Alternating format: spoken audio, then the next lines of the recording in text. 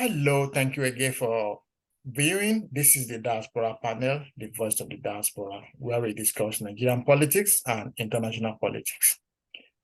My name is Deji Olaya, and I'm in Dublin, the Republic of Ireland. I have with me Mr. Ademola Adisa, who is based in London, the United Kingdom. Mr. Adisa, you are welcome to today's meeting.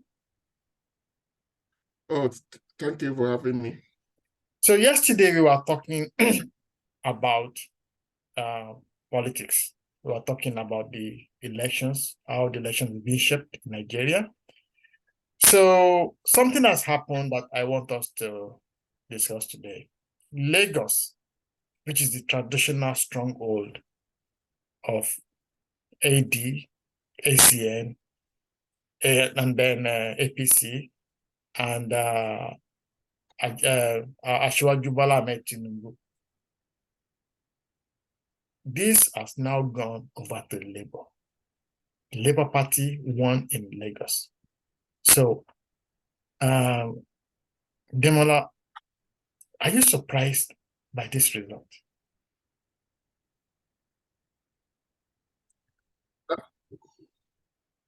I will be honest with you. I was surprised. I wasn't expecting it. I expect Labour to do very well in Lagos, but I wasn't expecting Labour to get more. I mean, to have the majority vote in Lagos.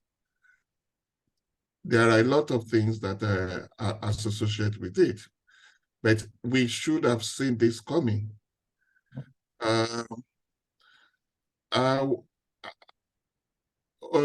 The obedient force, the Labour Party, has really emerged very strongly. If there is any other state outside the Southeast where the Labour Party or Obi movement is strong, is actually Lagos. And I believe, to be honest, I believe even the obedient movement actually starts from Lagos.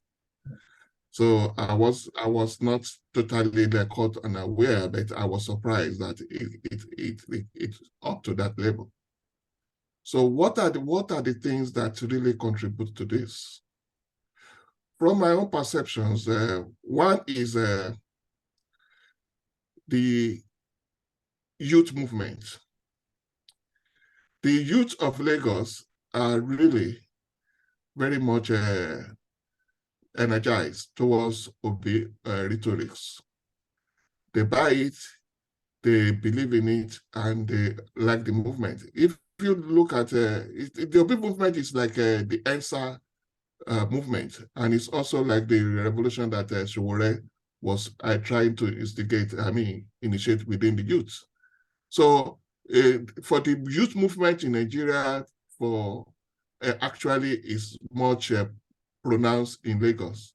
So that movement is one factors that is working against Bola Tinubu in Lagos. The second one is the Muslim ticket. The population, if there is anywhere in Nigeria, outside the Southeast, where Christians are mostly populated and highly populated, is Lagos. And this is really have a strong, the Muslim ticket has a strong effect. Since the pronouncement of death of the candidate, we have seen forces, especially from the Pentecostal churches, really rallying and pronouncing it as an abomination for it to be done, and regard it as a differentiation of the Christians in the South. So this is a strong force that is also working in favor of a Labour Party. Okay, let me pause you there. There's been a lot of apprehension in Southwest Nigeria. We're going to be frank here. A lot of people are saying, they are thinking that Lagos is about to be taken over by people of other extractions, especially people from the Southeast. Is there any reason for anybody to think in this way, along this line? Do you think that Lagos is being hijacked, by people from other parts of the country?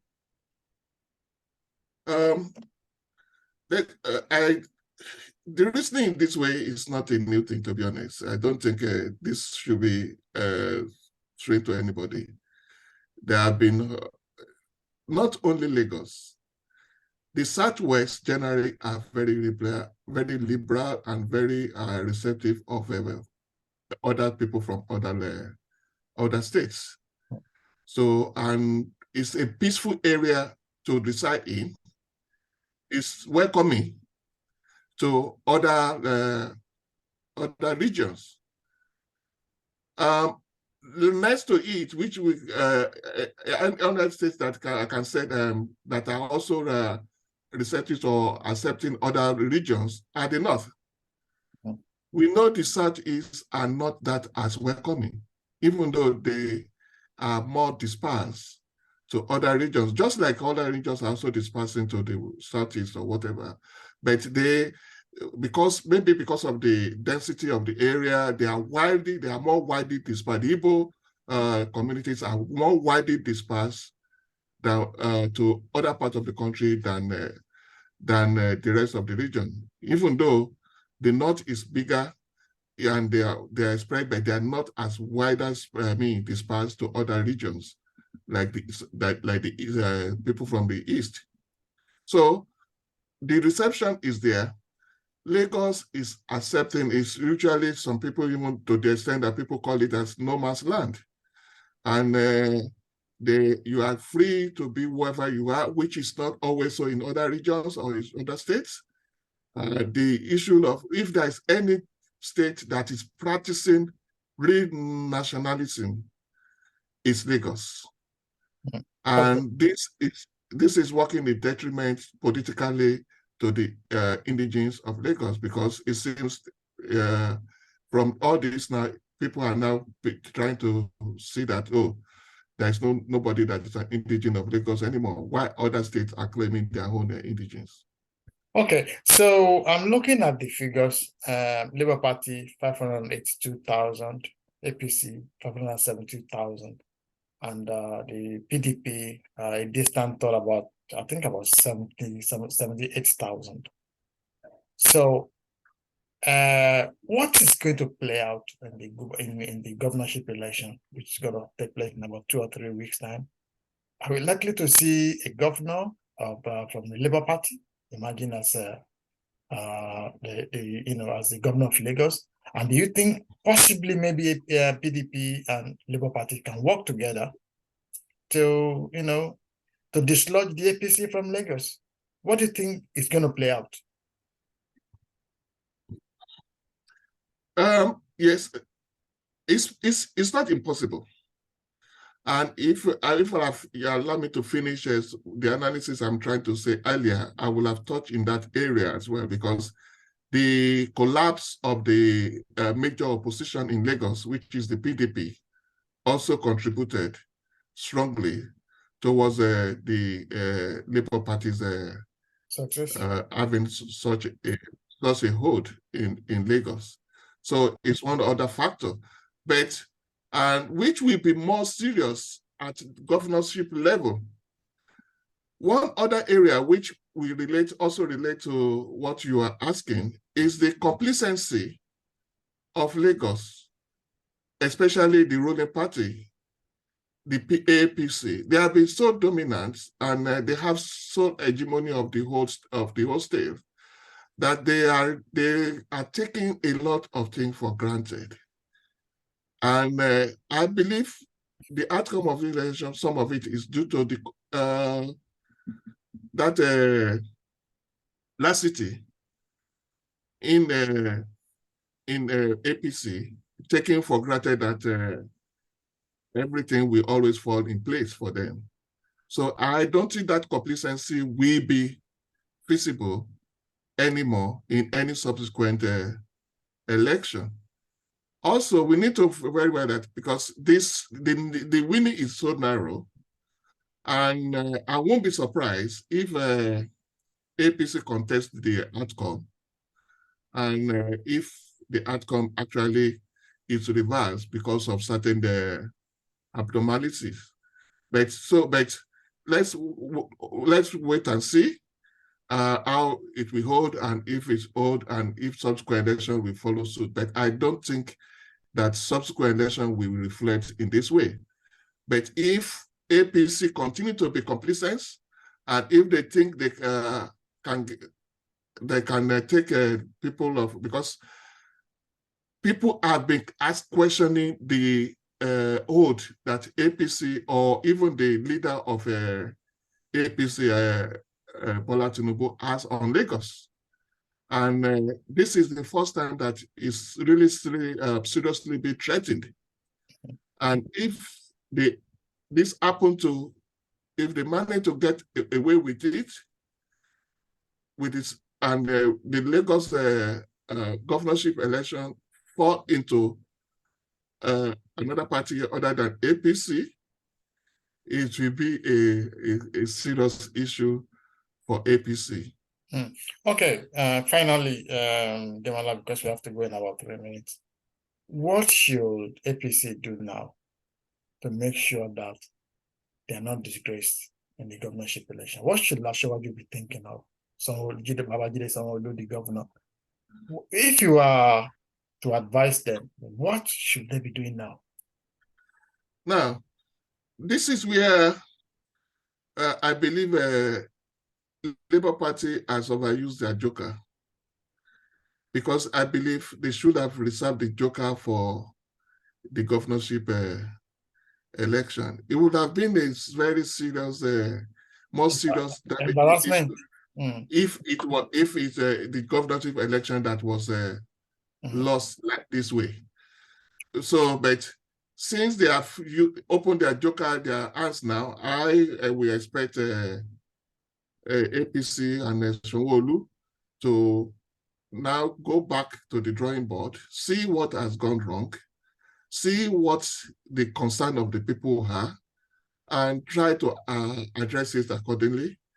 And probably then they will be able to save this. But I don't think a lot of people have been telling me that the presidential election is between Peter Obi and Asiwaju Tinubu, that the governorship election to be completely different. They are no longer voting for Peter Obi now. They are voting for Sanwo-Olu and the PDP candidate and the Labour candidate. And I'm not sure that the Labour candidate is as popular as Peter Obi. And to be honest, I don't succumb to that idea. Why I won't buy that idea is because this is what people were talking about, the presidential election, that in the Southeast or in other states, they will vote for presidency for Obi, and all other, the Senate and whatever, will go back to the whole system. It's not so anymore. But the thing is that most of the people who voted in Lagos for Peter Obi are mostly Igbo people who are in different parts of Lagos. So now they're no longer voting for their kinsmen. Most of them will not come out to vote in the first place. And even those who come out to vote might be voting for the PDP. I'm not sure they'll be voting for somebody in the Labour Party. Look. Yeah. Look, you have, don't even, that is if anybody is making that assumption, they are deceiving themselves. The Obi movement is all out to eradicate or to change the old status quo at all levels, not as presidential level alone.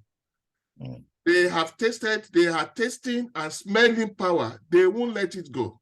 If I'm in their position, I will not let it go. I will fight it to the lowest level, up to the local government level.